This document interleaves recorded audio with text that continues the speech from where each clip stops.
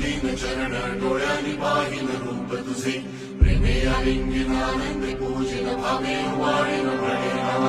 त्वमेव माता च पिता त्वमेव त्वमेव बन्धुश्च सखा त्वमेव त्वमेव विद्या द्रविणं त्वमेव त्वमेव सर्वं मम देवदेव कायेन वाचा मनसेन्द्रियेण बुद्ध्यात्मना वा प्रकृतिस्वभावात् करोमि यत्